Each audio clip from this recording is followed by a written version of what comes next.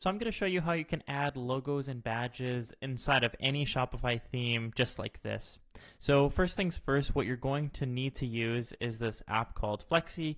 It comes with a free trial and is free for the most part, but then comes with a $5 a month subscription. Then once you have the app installed, you'll want to navigate over to your admin page, go to online stores, great, and then you'll want to click on themes here and then select customize on the theme you want to customize. So I'm going to be customizing the live theme today. So I'm going to hit customize here.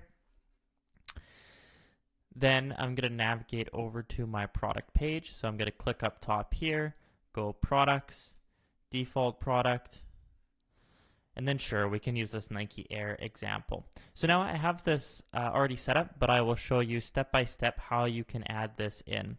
So what you're going to want to do is go to Add Block, Apps, and then select Logos/Badges.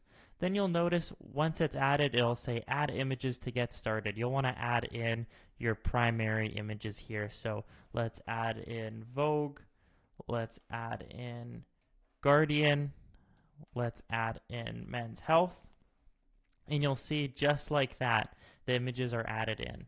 So we can hit save if we're happy the way this looks.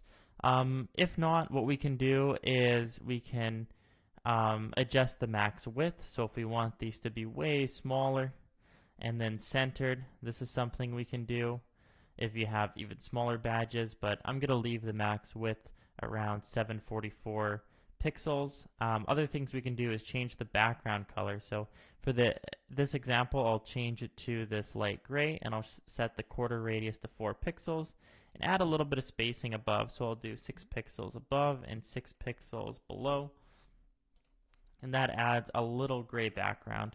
It might be tough to see on your screen, so what I'll do is just make it red so you can see that the background changes. There you go, but obviously that looks hideous.